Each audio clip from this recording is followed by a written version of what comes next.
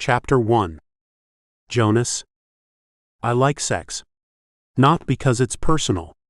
I don't look at it as if it's love. I don't want the messes involved in having sex with someone I could love. Take my brother Max. He thinks sex has to be with one woman, his wife.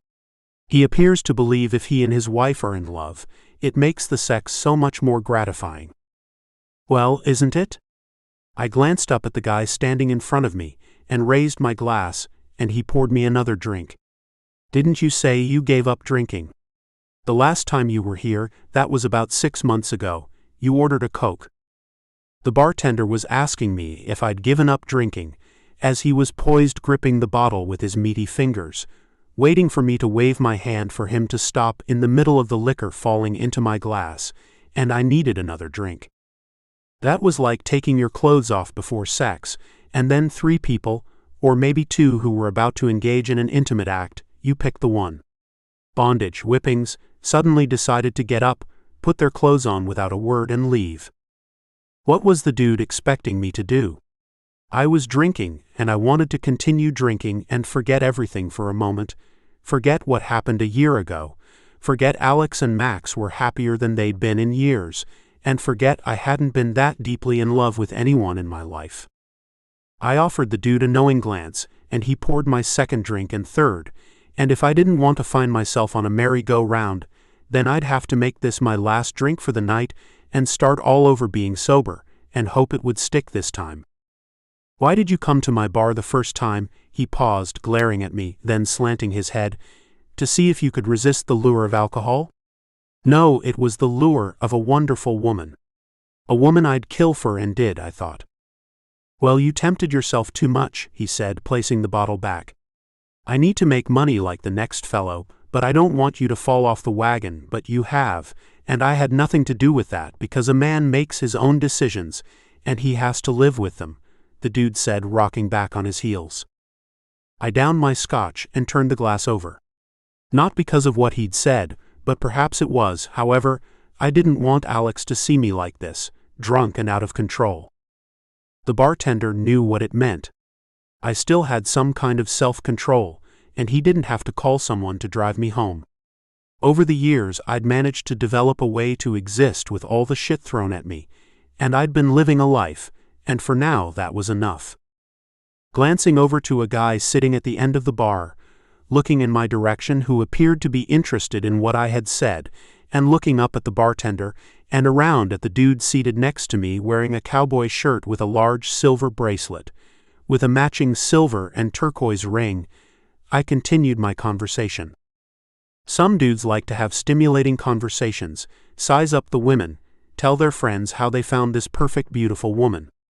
All this was a waste of time because sex is natural and pure. It doesn't need conversation, it doesn't need acceptance from your friends. All it needs is 2 warm bodies in agreement.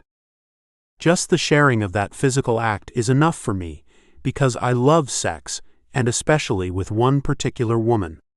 I failed to include the act of bondage and S&M. They didn't need to know that, and I wasn't willing to include it as part of my conversation, because I wasn't in the mood to be judged. I thought you said you didn't want any involvements. I glanced over and looked into the dude's clear blue eyes and raised my head to meet his eyes, because he was right. I did say that, or I might have implied it. If you have a particular woman that you enjoy having sex with you must be involved with her, and you must have enjoyed something about her, therefore something is wrong with your argument, the bartender joked, and picked at his teeth with his fingernail. I thought about what he'd said. What the fuck, was he some kind of philosopher? I didn't need one of those. I thought bartenders just listened to the rants of their drunken customers. I guessed I wasn't drunk enough, and I'd kept my stories to myself. They say sharing is dangerous because chances are you may see the individual again, especially in a bar. I rose from the bar stool I'd been occupying the entire night listening to country and western music, and I recognized a few of Taylor Swift's songs, and not to mention Beyoncé's Texas Hold'em. When someone played that song again, and before the fights broke out and before she sung, "This Ain't Texas," I realized that I was in Texas, and in some local dive a few miles not too far from the home I'd rented for Max, and he'd brought Alex and the children along with them. I'd been guilty of oversharing, and it was time to go home before I broke down with too many drinks, and told the bartender whom I'd just met that it was me who killed that young billionaire he'd probably seen too much of on the TV. As I wandered to my Toyota SUV to head back to the ranch, my thoughts were on Alex. We hadn't spoken about what had happened on Christian's yacht, and why should we? Alex had been happy with Max and his new face. When those doctors operated on his face, it changed everything about him. He wasn't the Max of old. He was attentive to Alex's needs and wants. She wanted him with her on a daily basis, she needed him to be there for his children, and he had been the dutiful husband and father, but now Alex didn't need me anymore, and she never looked twice at me again. That was why I drank, and that was why I was still there living everyone's life except my own. I want to be needed and desired by Alex. I stayed in the large pool house behind the main residence, and I didn't have to run into her, but I wanted to see her. I just came out when the children were in the pool, and I joined them as Max attended to them on weekends when the nannies were given those days off. I looked around, and finally I decided that I didn't want to be here anymore with them. My relationship had changed with Alex and even with Max. I drove through the gate, surprised I'd made it back without crashing my car and getting a ticket, but then I'd only had 3 drinks, but that was enough to send me over the edge, and I'd be back to waking up in a strange bed with a strange woman. At this point that was just what I needed. No entanglements. No names. No connections. Just raw sex.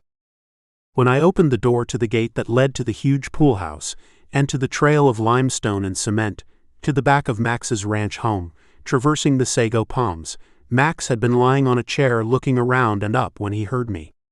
I wasn't in the mood to listen to any lectures about my drinking, and to my surprise, I didn't receive any. "Where have you been? We were worried about you." I hoped when he said we, it had been Alex too. "Driving around taking in the local scenery," I lied. "You know, you get on one of those highways going west, you could find yourself in another state if you aren't careful. You would have to be driving for hours without stopping," he added. "Since when did Max have enough time to engage me in small talk? You never did tell me what happened on that vessel with Christian. So, that was what this is really about. Max never made things easy for me. All he had to do was never mention it again, and we could go on, but he'd cornered me when I'd been drinking and wanted to avoid him. Max hadn't changed, only his face. Max was never the one to let sleeping dogs lie, even though he knew he should. I really don't want to talk about him, Max. He's gone and out of our lives for good, let's leave it at that." Max bit his lip, and I knew it wouldn't be as easy as saying that. I knew nothing would be easy because Christian wasn't just any man, he was a billionaire, and he'd married Alex, and now she was a widow, and would inherit all his money. If Max had been thinking about that and what it meant, then the authorities must have considered it too. "We have to discuss it, Jonas. It's not as simple as you and Alex want it. A lawyer showed up today, and it appeared Alex will inherit his fortune. She will be the richest woman in the world. However, the only good thing about that is it will take 5 years before he's declared dead. There will be a lot of people looking into his death, and I have to know things to protect Alex. Jonas. Jonas? Did you hear me?" I glanced over at Max. "Yeah. I heard you," I said after my mind focused. "But there's something else I'd like to know." I waited for Max to tell me. I sat, and he twisted around to meet me eye to eye. "Alex is pregnant." I wrapped my hands around the arms of the chair and squeezed. "Do you think that monster raped her?" Max questioned. "Or someone else?" I heard my name being called once more as I drifted in and out of consciousness, then I found my voice. "Fuck no. He wasn't equipped for that. I know. I walked in on him when I delivered his food. There was nothing there. Yeah. I'd heard that he'd been kidnapped as a child by a sadist, and that fiend had mailed his body parts to his parents. No wonder he'd been fucked up. His sister told me that secret when she confessed that they had been lovers. He couldn't love her in the way most men did. It was more of an oral thing. When I dated her, he became jealous, especially after I discovered their secret. I wanted a woman for myself and children. That's when Alex came into my life. Alex had come into my life too, I thought. A glorious, beautiful young woman who had been the kindest, loyalist, and loving woman I'd ever met in my life. You know now why Christian had it out for me. I dated his sister until she told me about their relationship. Now that was the reason not to overshare. She must have been looking for intimacy, like so many of us lonely people. I found mine in a bottle in front of a bartender I'd just met, and the sister found hers in Max, whom she thought would save her from Christian. I guess we have to save ourselves. I heard Max and I didn't hear him. When we looked up, Alex was standing glaring at me and Max. Well, I see both my men are here tonight. Max reached for Alex's hand and pulled her to his lap where she appeared comfortable, happy, showcasing a broad smile. He gave her a kiss which made me uneasy. There was no reason for me to be uneasy because she wasn't my wife. But then she hadn't married Max yet, then she wasn't his wife. She was Christian's widow. Alex and I were discussing. He paused and looked at Alex and kissed her palm. Alex sat up, narrowed her glance in my direction, and almost fell off Max's lap if he hadn't held her down with his arm.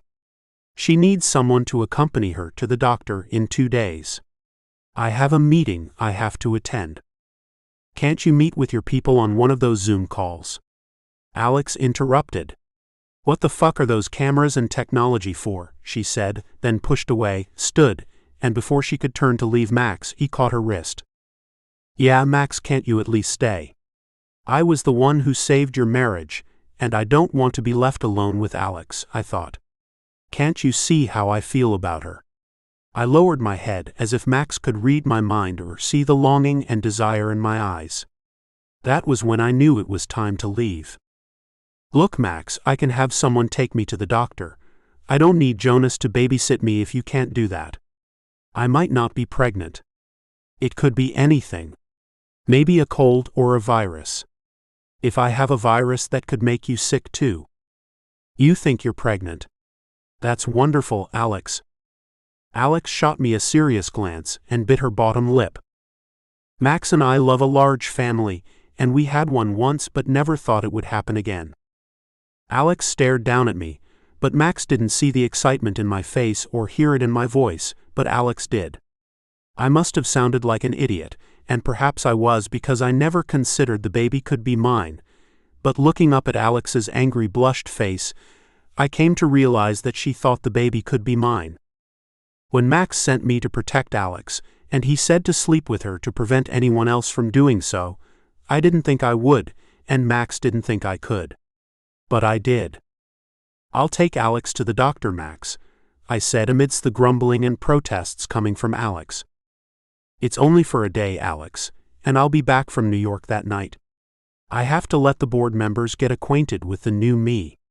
Alex glared down at Max, then me, and pulled her hand away and stomped into the house. Yes, I think she's pregnant, Max said proudly. Why else would she act abruptly and argumentative?